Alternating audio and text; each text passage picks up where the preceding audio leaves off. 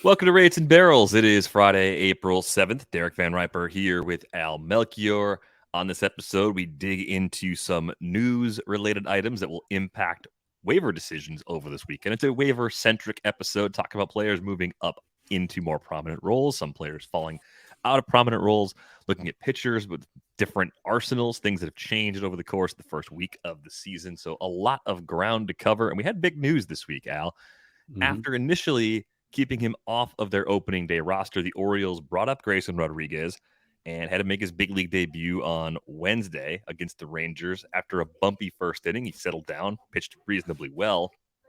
And this is all because Kyle Bradish is on the IL. So it's tough to read this situation right now because I think there's a chance that Grayson Rodriguez pitches well enough to change the Orioles' initial assessment.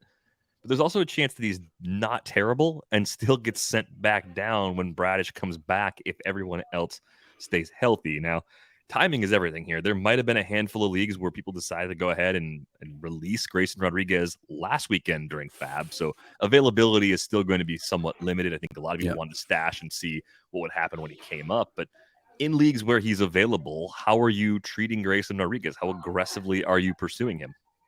The key, word or phrase here, DVR that you mentioned is, limited availability. So if I don't know that I have any leagues that are shallow enough where he would be available. So if I were, or if he were in my shallowest league, a 12 team, 3 outfielder league, I would be going double digit percentage fab, like 11, 12%, because I highly doubt that he'll go back down.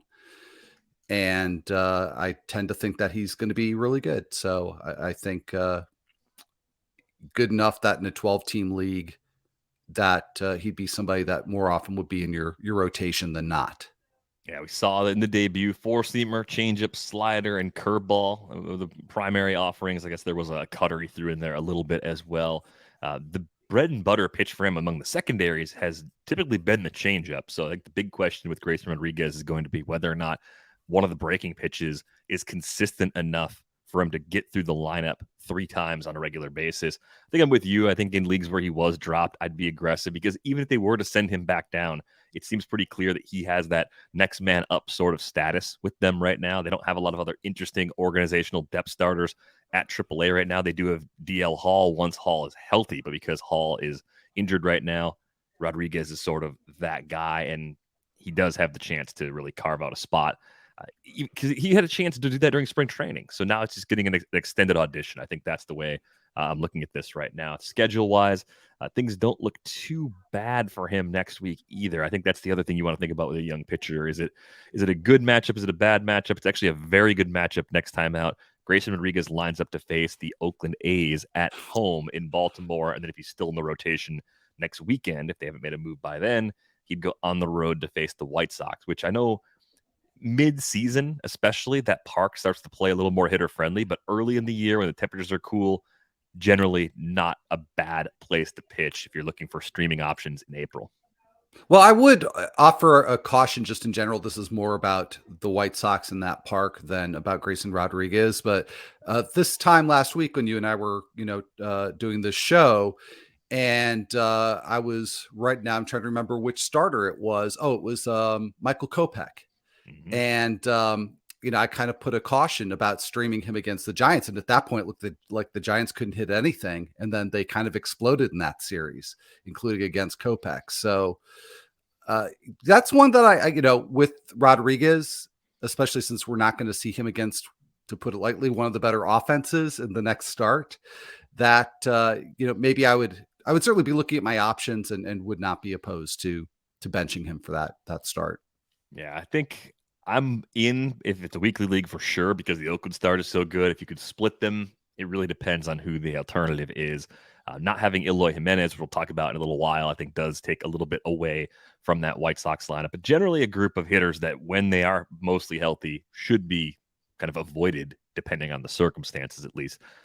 Some other interesting stuff happening news-wise that's going to shape decisions over the weekend. Francisco Álvarez has been called up by the Mets. Now, we saw the lineup for Friday before we started recording. It was Tomas Nido behind the plate for the Mets in that particular matchup. It's a similar question, but on the position player side, Álvarez, I think, had a shot to maybe play his way onto the roster during spring training to force the issue a bit. He's not catcher eligible in some leagues, so just be sure to check that in your league if you're thinking about picking him up and using him as one of your catchers. But do you think Álvarez can hit enough to change the Mets' plans once Omar Narvaez eventually comes back from the IL?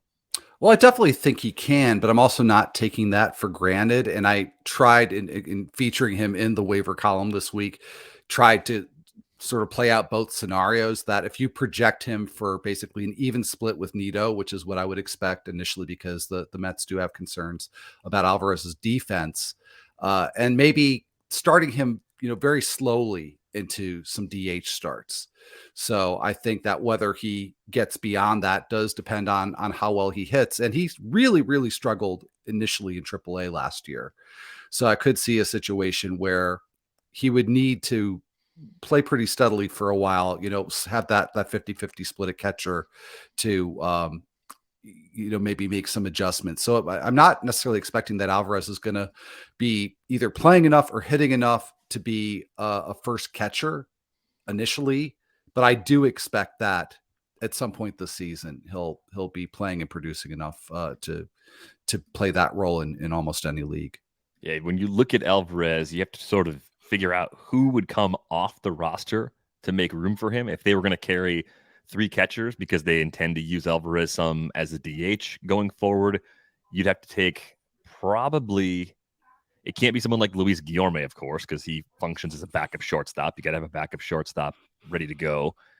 It might almost be a decision between Álvarez and Daniel Vogelbach, who is on the big side of a platoon in the DH role. That more or less could be the sort of choice they have to make, or maybe the extra outfielder, Tim LaCastro, is on this roster. So if they prefer the thump of Álvarez to the speed of LaCastro, maybe that's the path on. And then we're just wondering how much playing time does Álvarez get? Nito's a great defensive catcher. They brought in Narvaez for a reason.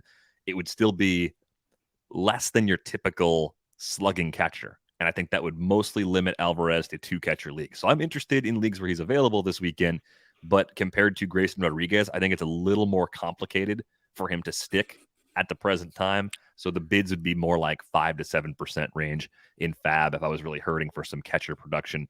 And I think I'd only be going that high if I had a bench spot that I felt comfortable stashing Álvarez with in the event that he goes back down 2 weeks from now or whenever Narvaez is actually back. So you got to be real careful with this situation just because of the way this roster is currently built and because it's mostly healthy in that group of position players. I think Omar Narvaez is their only injured position player at the moment. At the moment, yeah. So it really is.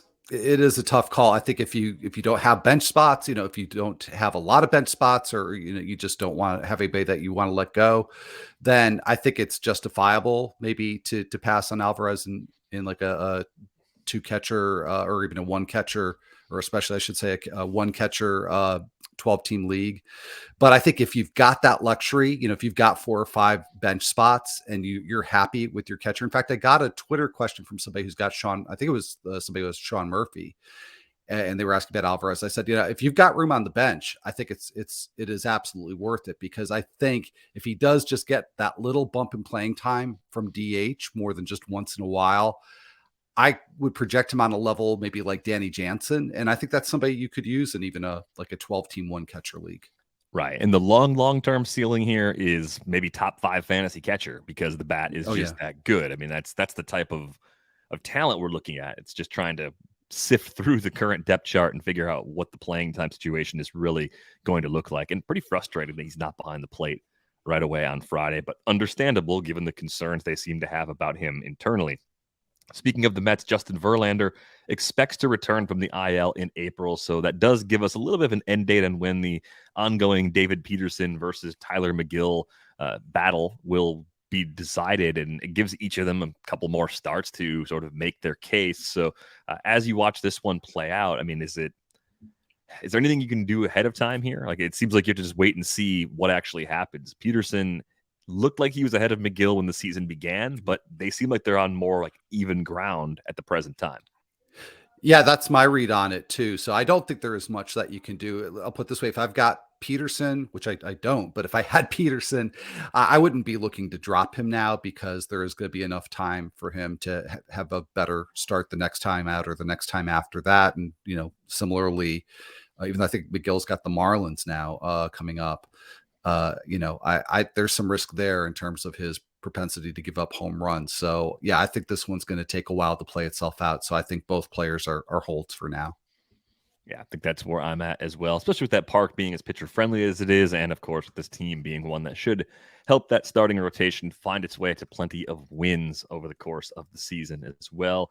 Some more injury news to get to. Josh Donaldson is likely headed to the IL. He suffered a hamstring injury this week. One thing we noticed looking at this roster going into this episode is that Oswald Peraza is the only other infielder currently on the 40-man roster. So if the Yankees do want to bring up another infielder, Peraza almost certainly is that player, but they can shuffle pieces around from the core group they already have, and maybe they could carry an extra pitcher for a few days if they want to do that instead. But I'm not sure if there's any one player who gets a massive boost in playing time. This just seems like more mixing and matching, where we could see a little bit of Isaiah Kiner-Falefa. We're going to see probably a little more Franchy Cordero, just a bunch of small winners that maybe help us more in mono leagues than someone that's going to make a significant mixed league impact, at least as things look right now. Yeah, that was my first reaction, DVR. The first player that I thought of is IKF. He's got the versatility that he could get a bump. I really thought he'd play a little bit more than he has played so far. But it is Franchy Cordero getting the start for the Yankees on Friday, and this will be his third start in the last 4 games, and his third start in the last 3 games with the right-handed opposing starter. So I think this is something to definitely watch over the weekend. I think if Cordero continues to start what appears to be an extended absence for Donaldson, then he certainly becomes somebody I'll be targeting in 15-teamers.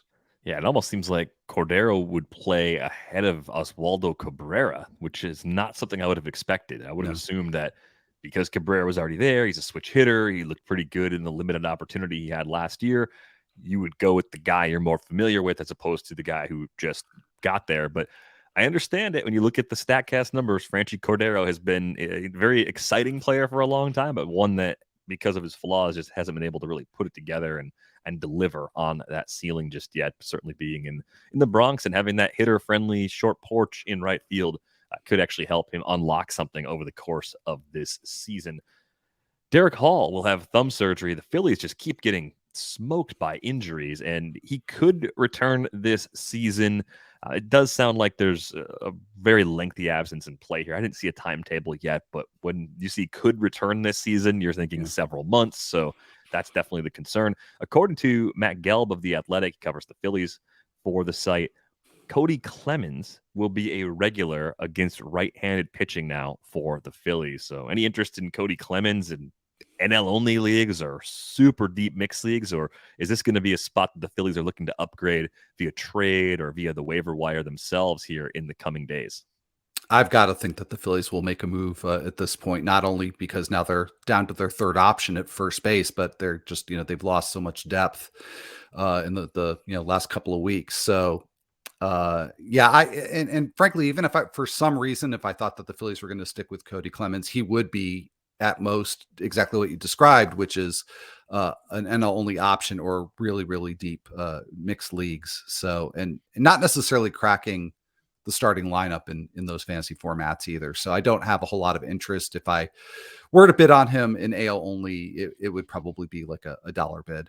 Yeah, we saw him as a 26-year-old last year, put up a 121 WRC plus at AAA. That was with a 26.9% K rate. You and I have discussed at various points the questionable quality of the pitching at AAA. So an elevated K rate at AAA is very concerning, especially for a guy that doesn't draw a ton of walks, or at least has not at that level. 7 to 8% certainly not bad, but if you're going to strike out more than 25% at that age at AAA, you should be walking at least 10% of the time. Maybe I'm splitting hairs. We'll see if he can get hot, catch lightning in a bottle. Being in a more hitter-friendly park than he was during his brief time in the big leagues last year certainly doesn't hurt. But yeah, I'm not very excited about Cody Clemens, even though this is a great opportunity for him to maybe carve out the largest role he's had to this point in his big league career. Of course, the other big news of the week, Eloy Jimenez on the IL with a hamstring injury. It's a 2 to 3 week injury. It's the hamstring that he did not strain last year, the other one. So I guess that's a good thing, maybe. I don't know. Or they're both problematic. It's really hard to say, but it looks like the White Sox are using a Gavin Sheets and Jake Berger platoon to fill in. We talked about this a bit yesterday with Mike Curlin. 6 out of the 6 games the White Sox have on the schedule for the upcoming week are against right-handed starters. So it could be a pretty big Gavin Sheets week. Even if he's not necessarily someone that you're going to hold on your roster very long, he could be someone who's very playable with that schedule next week. Yeah, I think that it's fine to get Sheets this weekend if you need a short-term replacement or upgrade. I don't know that over the weeks ahead that I would feel great about Sheets as the larger side of that platoon. I think that he'll probably play just little enough that he wouldn't crack my lineup much in 15 teamers. But yeah, I mean, get him this week. Maybe he makes your lineup and see where it goes from there. Now, you write about waivers every single week for The Athletic. If you don't have a subscription, theathletic.com/ratesandbarrels gets you in the door for $1 a month for the first year. You wrote up at least one twin, I remember from the story this week. You had Joey Gallo in there, and I was looking at their lineups from the first week. Trevor Larnach is also playing a lot, and he is thriving early on. Against righties, he's been in the cleanup spot predominantly. He even started a game against the lefty, moved to the bottom third of the order. This is basically what I thought Alex Kirilloff could do for the Twins if he were healthy with an opportunity to play. And there's one other thing that's really stood out to me with Larnach. I've had the Twins on a couple of times over the past week. He doesn't look as heavy as he has looked in the past. He looks a lot more spry to me, which is a really good sign for a guy that Fangraphs once described as, quote, a bit of a lug. Yes. He doesn't look like a lug anymore. Like he looks more like just a ball player, which I think bodes really well for his chances of maybe holding this prominent role. But this could be more of like a shallow league sort of impact when you have this sort of placement in a lineup that's certainly not a bad lineup. It's a bit like the Brendan Donovan conversation a week ago, where he's probably not available in a lot of 15-team leagues, maybe not even that many 12s, but his impact is potentially a big one, and one where you have to think about him in almost all formats if he's going to stay in this cleanup spot against righties. Yeah, I mean, that is really critical, and he's hitting there pretty consistently. And I did write up Larnach, and I'm looking at it now. I did put in a bid recommendation for 15 teamers, and I will do that if I see him available in any of mine. And he was either available in one or had a pretty low a low enough roster rate that readers who are in 15 teamers, they should at least check their waiver wire, because apparently Larnach is available in some 15 teamers. So for those formats, I put an 8 to 9% bid recommendation, because I mean, he's going to be, I think, one of the better hitters that you're going to be able to get off of waivers for the foreseeable upcoming weeks. And I think he's worth 1 or 2% in the 12 teamers too, not only because he's hitting in that cleanup spot, but I mean, he is showing power. And he showed it a bit last year as well. And the one concern that I have about Larnach, and what I worry and would maybe caution people who want to bid more than, say, 2% of fab in a 12-teamer on Larnach, is that he's hit really well on balls in play as a major leaguer. And yet I see absolutely nothing in his profile that suggests that that's something that's sustainable. He's been doing it for a while. So that's one of the real anomalies to me. How he's been able to hit for as high as an average as he has. But to me, he profiles as like a 220, 225 hitter. So I think even if he were to do that, I think there's enough power there, and there's clearly enough run producing opportunities that he's still worth having in a 12-teamer. Yeah, I think he's interesting because he's showing very, very early a lower K rate. He's been a 30% K rate player in the upper levels of the minor leagues at times during his previous taste of the big leagues. He's got a 10% barrel rate in almost a full season's worth of plate appearances, kind of stretched out over parts of 3 seasons with the Twins now. So he's going to hit the ball hard when he hits it. That's always been part of the deal. He does walk a little bit more than someone like Cody Clemens, who we talked about earlier. And I think the thing that's really kind of jumping off the page, too, when you look at his Fangraphs page right now, the O-swing percentage for Trevor Larnach, again, it's only been 6 games, down at 19.2%. That's down from 26.3% a year ago and 27.8% during his half-season debut back in 2021. So this looks like a player who's finding his way at the big league level right now. I wouldn't be surprised if that K rate does tick up closer to 28, 30% as he continues to see this regular playing time, but where he's at in the lineup is really encouraging. So I might even go like 4 to 5% in a 12-team league where he's out there if I'm looking for that power boost, because I think he can provide that at a very minimum, and maybe you get a little bit more in terms of run production than we would have expected going into the season. You look at who's out right now for this team. It's not like Jorge Polanco's absence is opening up that playing time for Larnach. It really is, Kirilloff, and having one less guy kind of in the corner infield DH outfield mix. That's been sort of the key so far, and I think he's playing well enough to keep this opportunity. Yeah. Let's talk about Joey Wiemer for a moment. Playing time is kind of the theme of the week, of course, if you can't tell, but he's started every single game since being called up by the Brewers last week. Al, I was a little cautious with him last weekend.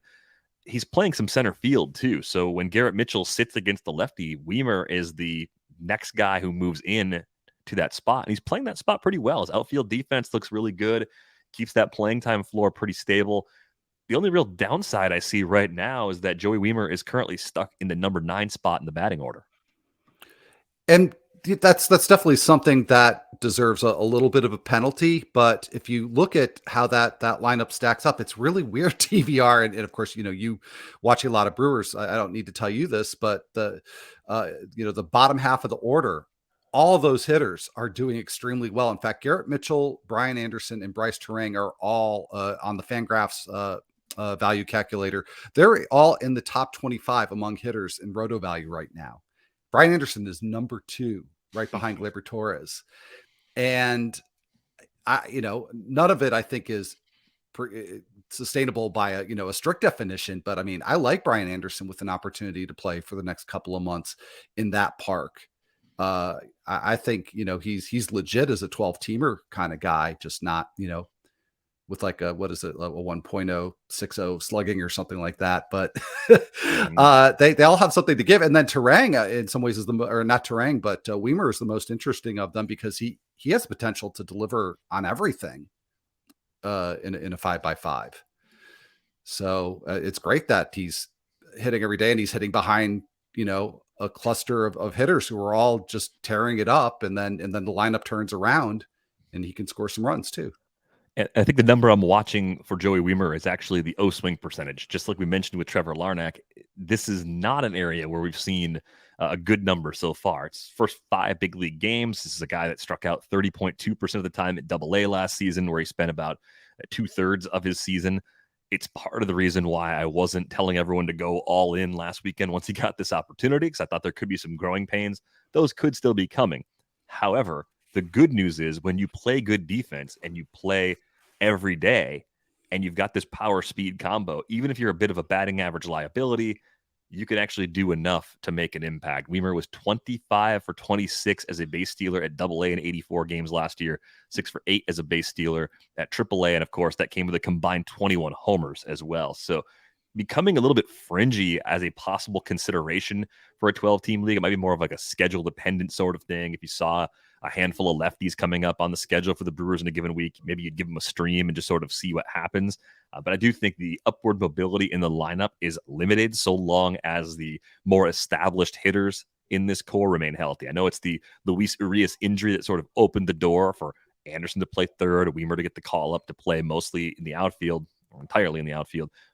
I just think you have to look at this situation and expect that the K rate's going to jump, and the batting average, the batting order position probably remains the same, at least the bottom third for Wiemer for at least the next couple of weeks, barring a quick adjustment with that approach. If he's that aggressive, the K rate is almost certainly going to start ticking up. I'm sorry, but I just want to ask about Garrett Mitchell, because with you again watching the Brewers much more than I do, are you buying the power? Because to me, that's really interesting that here's somebody who stole bases in the minors. So you figure that that's probably coming at some point. Do you buy him as a across the board threat? I do. I think he also has some swing and miss concerns that we saw a season ago at that same AA level. So you have to be worried about that. Early returns are encouraging. The O-swing percentage for Mitchell is much better than it is for Wiemer in this brief time that we've seen Wiemer. Going back to last season, Garrett Mitchell had nearly a 12% barrel rate when he debuted last year. Hard hit rate backed that up too. So I like what he's doing. The thing that he was struggling with in the minors, he was not hitting the ball in the air. Garrett Mitchell had a ground ball rate of 57% or higher at every single minor league stop. Since getting to the big leagues last season, 39.4%. So big turnaround there. Yeah. This year, only a 20% ground ball rate. I don't think he's an extreme fly ball hitter all of a sudden, but it sort of makes sense to me. He's getting that power more often because he actually is hitting the ball in the air. He's hit the ball hard for a little while now. I'm starting to believe this is actually a really well-rounded skill set. I think there's a safer floor here than Wiemer. I think it's part of the reason we saw Mitchell first last year. Just a guy that they thought wouldn't necessarily fall on his face, could play great defense in center field. So I'm excited about both of these guys. Mitchell, to me, is more 12-team viable than Wiemer right now, too, if you're looking. I mean, it's just one of those things where both of them, I think, are vulnerable to losing some playing time. Wiemer would lose some time against righties. Mitchell's going to lose some time against lefties. But I think I trust this floor just a tick more with Garrett Mitchell if I'm trying to choose between those two for a more shallow mixed league right now. I wanted to ask you wrote about Alec Burleson this week in St. Louis. Do you think the spat between Ali Marmol and Tyler O'Neill this week is something that just gets buried and we just forget about it and life goes on? Tyler O'Neill goes back to being the rebound candidate with health this year that we expect him to be? Or do you think this is actually a door opening for someone like Burleson to possibly play a little bit more and for O'Neill to fall out of favor on more of a long-term basis? I mean, I could see them just trading him if they think there's actually like a problem there between manager and player. They'll just deal him because there's plenty of value in doing that.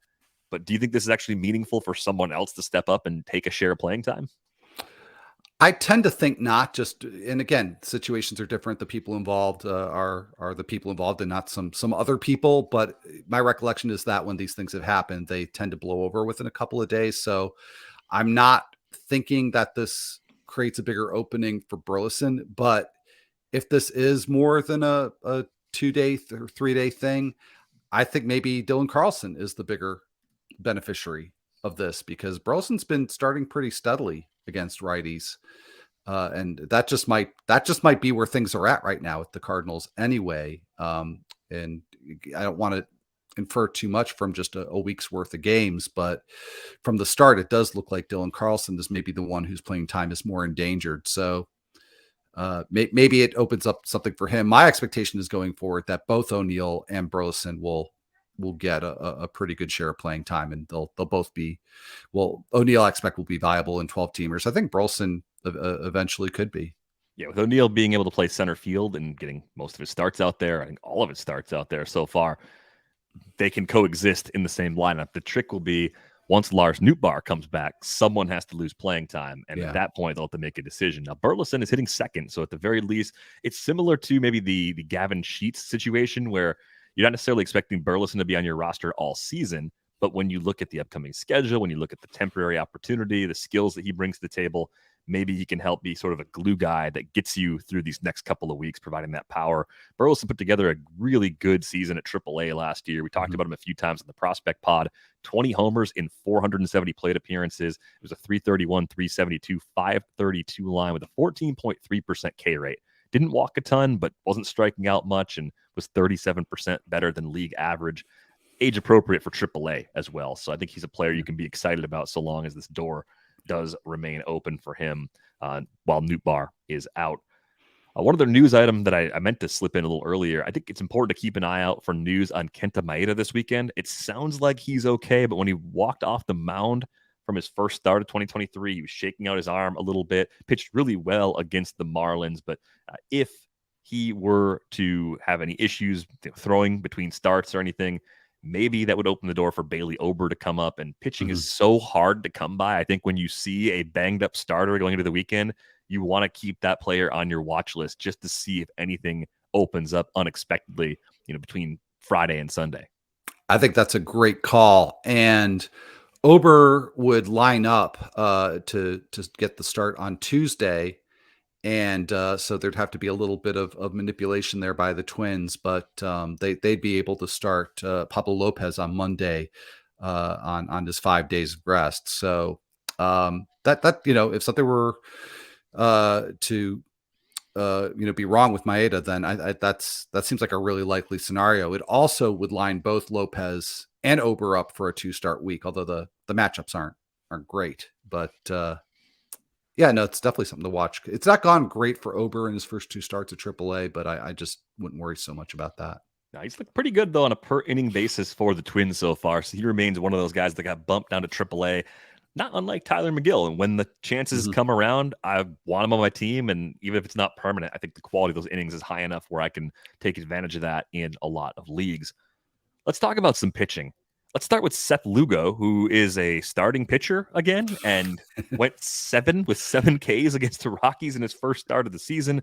Padres, of course, rolling with a 6-man rotation right now. Joe Musgrove making some progress back toward a return. What do you make of Seth Lugo in this role? And are you interested in picking him up in at least 15-team leagues, looking ahead at the schedule and trying to figure out how he fits into this equation once Musgrove, in fact, returns?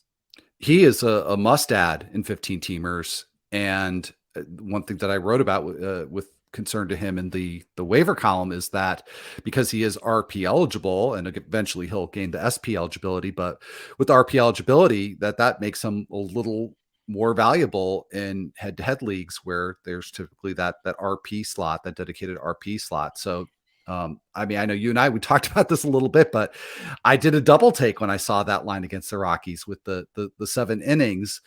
And so I went digging just a little bit, thinking like, okay, is there any reason here to just not discount this as he was just cruising because this is the Rockies away from home and it's, possibly the most desirable matchup in all of baseball. And Lugo has always gotten a lot of called strikes in whatever role he's pitched in. And so I thought, okay, and he got a ton in that game. I think he got 23 called strikes in that start against the Rockies. And so I thought, okay, are the Rockies a particularly passive team? No, they're just the opposite. They have the second highest swing rate in the majors. So in his first start in, I think it's 3 years for Lugo, first start in a long time, pitches well enough to go 7 deep, gets a really aggressive team to watch a bunch of strikes.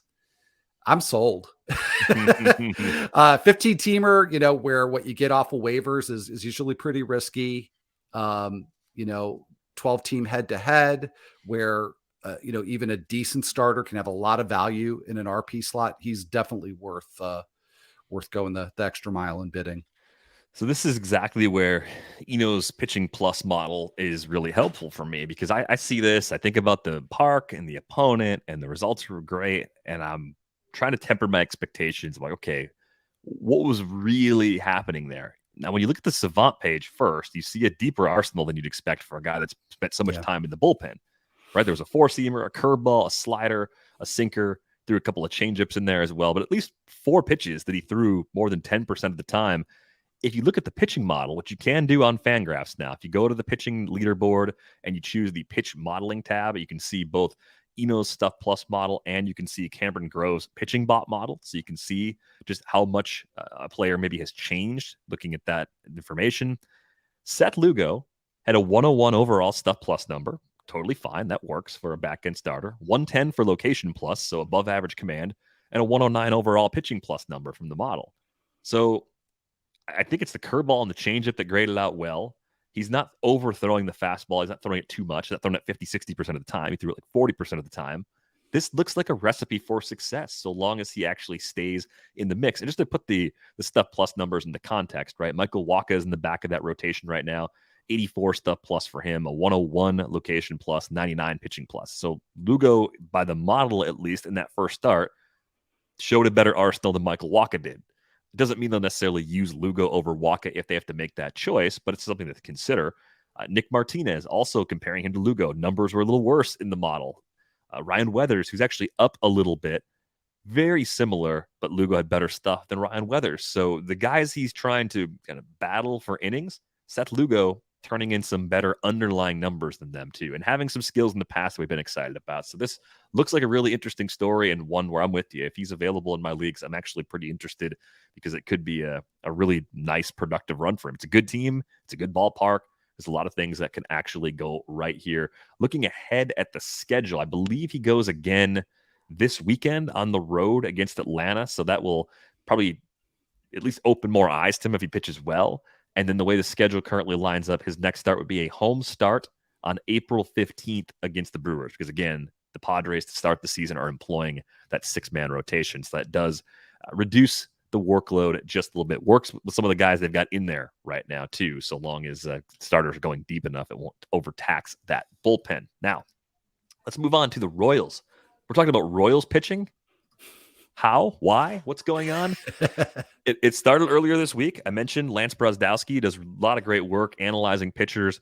He's been doing kind of daily Arsenal breakdowns, looking at changes in movement, shape, and the Royals have a couple of guys who are changing. Brad Keller, who we talked about a little earlier in the week, and Kris Bubic, who, frankly, based on the overall leaderboards for the model, is much higher than I ever thought he could be. He's looking really good in pitching models right now. It was Cameron Grove's model, not Eno's, but still a good model that you're looking at. Just kind of say, okay, like what does this mean? How good is Kris Bubic really? He's 5th in terms of the pitching bot stuff number for this season. So he's behind Ohtani, Hunter Green, Jacob deGrom, and Shane McClanahan. Does it 5 innings being in that spot mean he's going to be like those guys? No, of course not. It just means Kris Bubic isn't necessarily terrible because he's changed. He's made some adjustments. Big adjustment. He has a slider now, and he pitched really well against the Blue Jays. So what do you make of both Brad Keller and Kris Bubic and these Royals pitchers actually making some pretty significant adjustments since we saw them last season? It's pretty eye-opening. And I mean, yeah, just even, if you go from the pitching models to looking at some of the indicators and how those pan out, like on the plate discipline table and on Fangraphs, he looks like a totally different pitcher. I mean, this is somebody who had a very hard time getting chases. Swinging that first start was more than 38%, which is outstanding. He was always somebody who sort of like what we were talking about with Lugo, or like his teammate Brady Singer, who if he's going to get strikeouts, it's typically from called strikes. Well, he hardly got any called strikes in that start, but he had a whiff rate of almost 15%. So, like you said, we can't really expect to rely on that start too much to project forward. But I mean, just all the changes in all those indicators that you and I both talked about. I mean, it's really fascinating, and I think if nothing else, that puts him on the watch list. Yeah, and I think if you're in a league where pitching's hard to come by, so most 15-team mixed leagues meet this description. The matchup is home against Atlanta this week. That's probably going to keep people away so long as Bubic doesn't come out and shove on Sunday. The dreaded Sunday shove start that juices up fab bids. That could happen. I think the other interesting part of this arsenal is the velocity is up. If you look at this pitch mix from last year, Kris Bubic's fastball last season averaged 91.9. In that first start, he was at 93.5 with his 4-seamer. Big difference there, getting that extra tick and a half there. So lots of changes from Bubic. Not the same guy that was getting knocked around badly at the big league level previously. And I think someone that I am thinking about, at least in those deeper mixed leagues, and maybe even in some 12-teamers, as a min-bid sort of player. If you pop that much in the model, that's a higher ceiling than we expected. So maybe we're talking about a possible top 50 starting pitcher here based on some of the things we're seeing in those models right now. Really important to take that chance if you've got a roster spot to burn. Braxton Garrett getting an opportunity for the Marlins. Al, he was in that long relief role to begin the season. I believe this is because of a Johnny Cueto injury. I remember seeing Cueto walk off earlier this week. So we'll see Garrett pitch against the Mets this weekend. And then the next turn he would get in the rotation comes on Saturday, April 15th against the Diamondbacks. So what do you make of Braxton Garrett at this point, seeing him as someone who didn't make the rotation initially, but is that next guy up in Miami? Well, I liked him coming off of last season. Good top line results, some really good indicators on that level, as I was talking about with Bubic, with the CSW, the called and swinging strikes, the chase rate, just a lot of indicators that suggested that he can be successful. Great park, and in the short term, I mean, we don't know if there's going to be a longer term for Garrett with the Marlins this year, but at least in the short term, he's got that start coming up this week against the Diamondbacks. Right now, that's looking like a very good matchup. He's got the Guardians the following week, who I think also overall are a pretty good matchup. Don't strike out a lot, but also I think that's a start where, Garrett could go 6 innings and, not give up very much. So, I think he's a good short-term streamer, and even in a 12-team league. And as far as the longer term, these things do to quote our colleague Nando Defino, these things tend to work themselves out. But at one point the Marlins were discussing a 6-man rotation. I don't know if maybe they'll think of going back to that, because I'm just not sure what Garrett would need to do in AAA at this point. Yeah, I don't think he has a whole lot left to prove there. So he's probably the long reliever if he gets bumped back out of the rotation. I guess if he pitches poorly enough, they could bring up one of the younger prospects to take that spot. But I do think Braxton Garrett deserves consideration as a streamer, maybe one of the better streaming options available for this week, because it's a bit of a mess out there. It's bad. I was looking and trying to find anyone of interest with soft matchups, someone who I trusted just a little because of their own skills, and then, of course, had the sweet spot of an opponent that I really wasn't that worried about. Complicating things perhaps a little bit too. In Atlanta, Kyle Wright is expected to come back on the 11th of April. So one of the spots currently occupied by Bryce Elder or Dylan Dodd will likely go to Kyle Wright, Al. So what do you do with Elder and Dodd this weekend if you were thinking about streaming them? We'll still wait, because I don't know if that's a given about Wright. And tell me if you've seen differently. I don't know that that's a for sure thing that he's coming back this week. If he is, then I think you definitely don't stream him. You don't. The only one of the three I think maybe you add for some long-term consideration is Jared Schuster. Just he's got the highest ceiling, but I'm not really excited about any of three of them in the short term, partly because there's going to be such a crunch, not only when Wright comes back, but then when Fried comes back. Soroka eventually figures is in there, and is there going to be room for any of them, much less one of them? So that's why I said Schuster's the one I would probably hold for the longer term. I think that both Dodd and Elder have some appeal, and Elder pitched pretty well last year when he was up, but I think maybe they're bench guys and 15 teamers for now at best. Yeah, I think I'm out on all of them. I think they're a group of back end starters that I don't fully trust. We've seen Atlanta struggle to develop some of their back end starters in the past. Some of their up and down guys have been battingly inconsistent, and I'm afraid that with the arsenals these guys bring to the table, that could be the script here again in 2023. But hopefully, for their sake, they don't have to rely as much on that group, Elder, Dodd, and Schuster, as they've had to early on this season. I think I have one streamer that I like, maybe more than one, but one going on the road to Detroit, Anthony DeSclafani. I think I like DeSclafani going into Detroit, given that ballpark, given the state of that lineup, and given that when we've seen DeSclafani healthy, he's looked like he's been kind of an okay mid-range starter for deeper leagues. It's a very tepid endorsement, but that's the state of this week. That's a great call. Probably should have had him in the column. And yeah, that's why I would include Garrett Braxton too, because normally as a 1-star guy, he wouldn't necessarily make the cut for 12 teamers. But if you've got to bring somebody in, I think he and DeSclafani are far and away going to be your best options. So yeah, I like that call a lot. Yeah, very park dependent. Of course, his home park helps him out, but DeSclafani on my radar right now that he is healthy again. I'm never really a Chris Flexen guy. He's on the road against the Cubs. You can try to talk me into that one if you want to. I don't know if you're going to be successful. Every time I see Austin Gomber on the road, I just think back to a couple of years ago when I know I was among the people that threw him out there for a 2-step in April, and it went very, very poorly. I want to say that was a first start on the road against the Giants before the Giants were known to be an effective mixing and matching lineup that could do some damage. And that was before like a lot of things changed with them too. But I don't know if I want to mess with Austin Gomber either.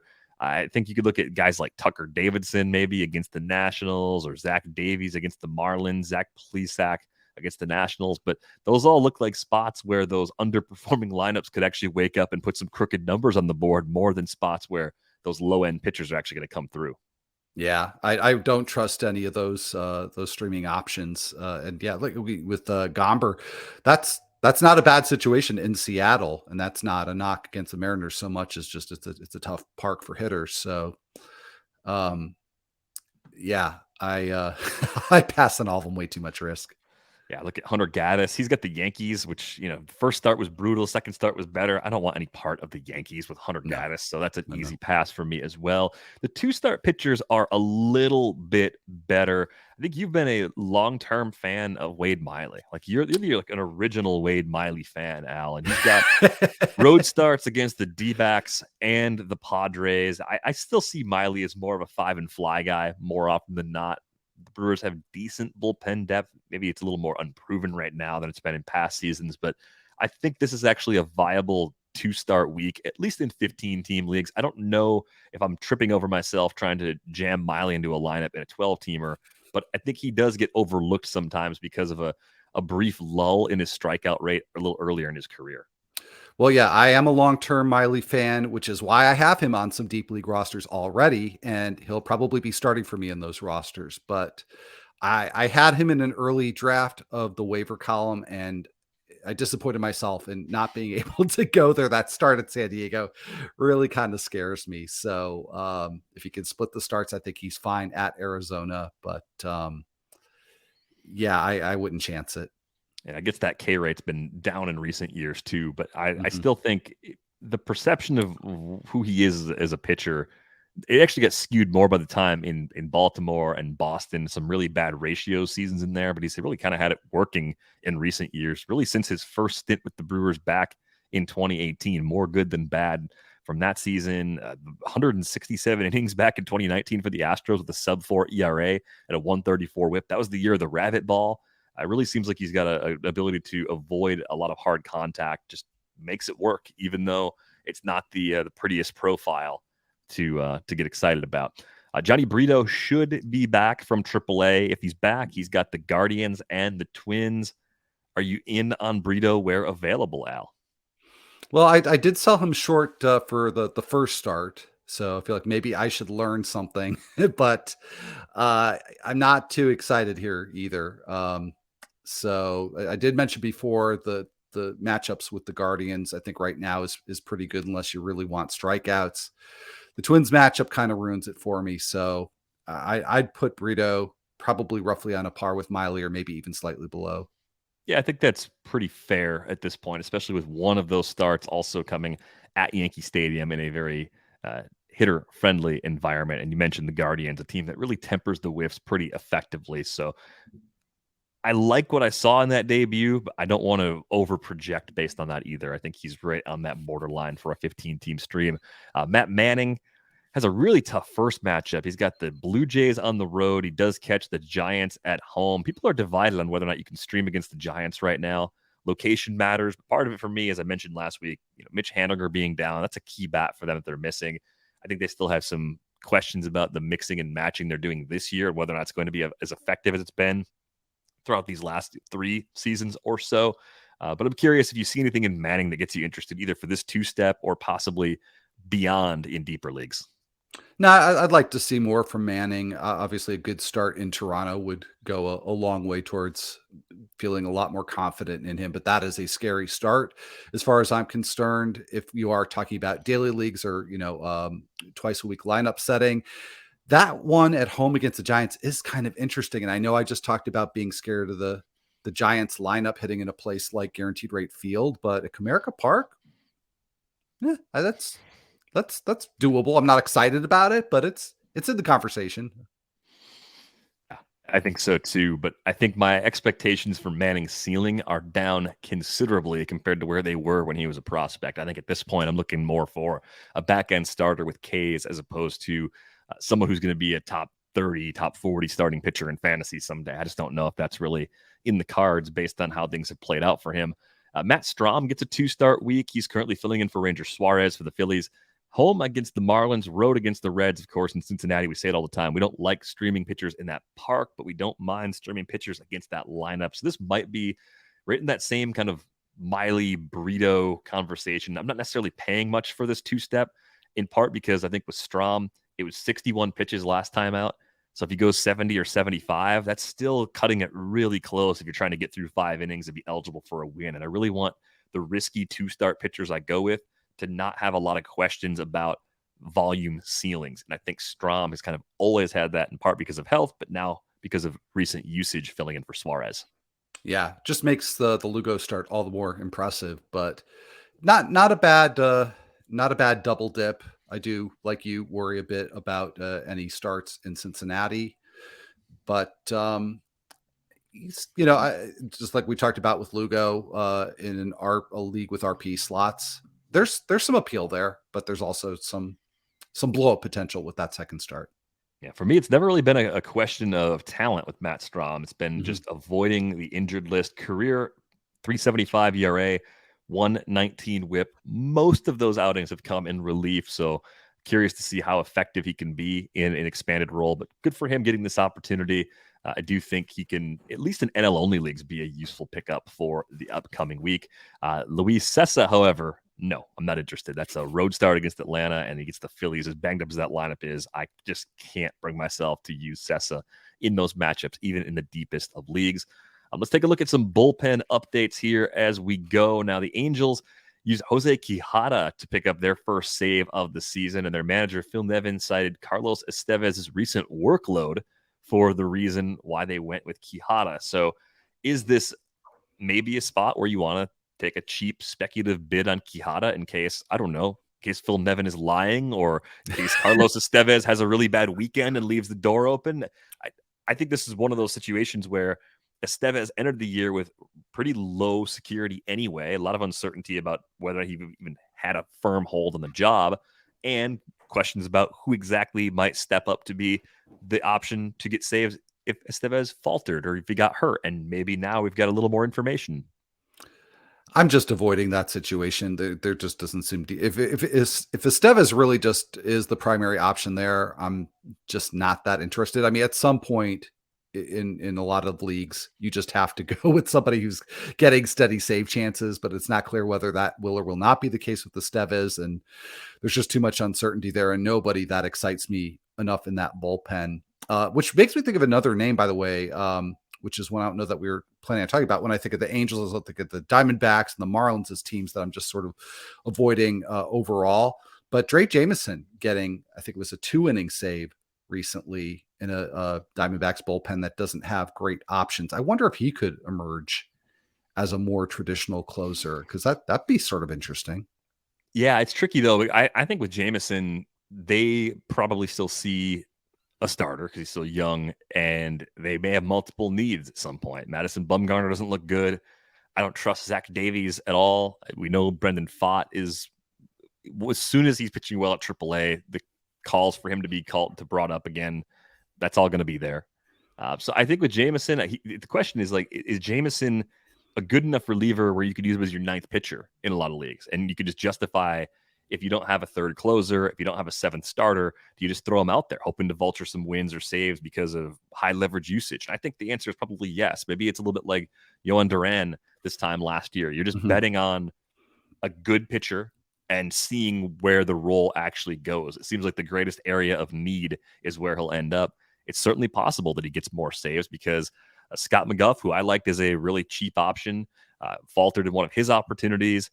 Andrew Chafin, I think, is more of a setup guy than someone they're going to use all the time for saves. Maybe they're mixing and matching there too, and it's just a bunch of guys that are going to get a handful of saves. That could happen as well. But I think Arizona's complicated, and Drake Jameson, even if he's not a regular closer, is of some interest to me in our deeper leagues where a non-closing pitcher can still be pretty valuable. For what it's worth, by the way, going back to the Angels bullpen, Quijada has the best stuff by the pitching bot. So maybe that's a slight edge for him. But I think with Quijada and Ryan Tepera and Matt Moore, you're splitting hairs. All those guys are pretty interesting. They've used Jimmy Herget for saves. And then, of course, they brought in Estevez. So that could be a revolving door all year. If you do speculate in the Angels bullpen, do it with very small bids in FAB and just hope that things break your way. There's no reason to overextend yourself investing in that situation. One other one to just kind of ignore is Adam Simber got a save on Thursday for the Blue Jays. It's just because the Jays' A relievers weren't available. So don't make anything of that. They had multiple key guys that they didn't have up in that game. We did see a move in our keeper league, Maki, which runs its pickups on Thursday night. Ian Kahn was in the FAB last night, making a move, letting Craig Kimbrell go and picking up Jose Alvarado. So as you look at this Phillies bullpen, is that something you'd be considering doing this weekend as well in leagues where Alvarado is available? Like, what have you learned about the Phillies relief corps that would maybe make you change your tune about who is likely to get saves there? I mean, Ian's a super savvy guy, so I'm sure he's seeing something, maybe that I'm not, because the only clue that I've really seen with the Phillies losing all but one of their games is that Craig Kimbrell was used in the ninth in the one game that they won. That was a 4-run lead going into the ninth. Kimbrell made it a 3-run lead, but that's, you see that all the time. Closers coming in with a cushion and giving up a run or two. But so I still tend to think that that's going to be, a mixed bag with, 3 or 4 different relievers pitching in, including Alvarado. But I mean, if we could lean any way, I actually would be leaning towards Kimbrell. Yeah, Alvarado popping in the models as always, because you could see that when you watch Jose Alvarado pitch. He is absolutely filthy. Question's always been consistency with location. If he gets that could be something that separates him from the likes of Kimbrell and Gregory Soto as well. We know Gregory Soto's got good stuff, but doesn't always know where it's going. I thought that was a really interesting move because Ian's such a sharp player. Working in tandem with his buddy Rob Mershak too. So want to see how that plays out over the weekend. Keep a close eye on that Phillies bullpen. The Pirates had Dwayne Underwood pick up a save. A bit of a similar situation to what we talked about with Adam Simber. David Bednar just wasn't available because of recent usage. Maybe in this case, it points to someone that we had previously overlooked, though, being an option to be next man up for save chances if Bednar gets hurt or if Bednar gets traded. So a name to file away perhaps for the future. And as we learned over the course of this week, we talked about it last Friday, the Rockies bullpen situation in the absence of Daniel Bard, bit of an open door last weekend. It became Pierce Johnson very quickly, and it has stayed Pierce Johnson in the time since. It was reflected in FAB. We talked about that at the beginning of the week. There were some massive bids for Pierce Johnson last Sunday. So there are very few leagues where he's still available. I still think this is a very temporary situation. Daniel Bard is with the Rockies throwing bullpen sessions. No timetable for his return, of course, and all the best to him. But I think eventually Bard at least gets a chance to pitch in that role again, and Pierce Johnson becomes droppable once that happens. So hopefully, for the sake of anybody who took that chance, it's a few more weeks of Pierce Johnson piling up saves before possibly handing that job back over. Yeah, so there's the likely short-term nature of the job for Johnson, and then just, pitching as a Rockies closer. That to me is a little bit scary, but I think if you are just targeting somebody who's going to get saves with some regularity over the next few weeks, I think Johnson is the one that you should be your first target. Some good news. You've been relying on AJ Minter. We're still waiting for Raisel Iglesias to resume throwing, so that window remains open for Minter to pile up saves in his absence. We also saw Evan Phillips pick up his second save. That came Thursday against the Diamondbacks, struck out a batter. It was a perfect inning. So apparently Brusdar Graterol was unavailable due to some back tightness, but after the game, manager Dave Roberts implied he would have used Graterol in the 8th anyway. So if you're in a shallow league, an 8 or a 10-team league where Evan Phillips is still out there, it looks like he has the upper hand, at least for a larger share of the saves in that Dodgers bullpen. Something we kind of expected by the end of draft season, but never really got that clear indicator that he was the guy.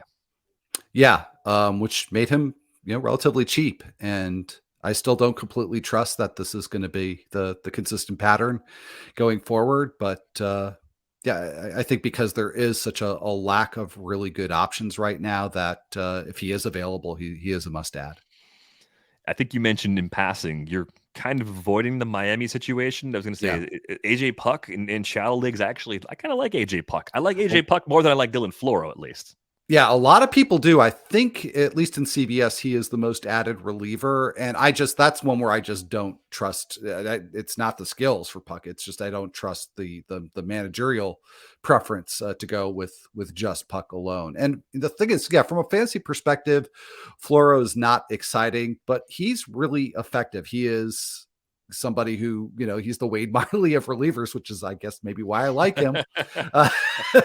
Gets a lot of soft contact very consistently. So he's effective. And if there was some kind of clear indication that he was going to be the primary closer, I'd be pretty much all in on him. But I think it is going to be split at least between the two of them, and maybe Tanner Scott gets in there too. Yeah, Tanner Scott is filthy. There's no doubt about that. But I'm leaning towards Puck, and I do think he is shallow league viable right now. Seems to be the preferred choice for the time being. It does seem like something that could be subject to change, though, based on the whims. We don't know a lot about Skip Schumacher and his tendencies as a big league manager. So A lot to monitor there once the Marlins generate a few more of those save opportunities.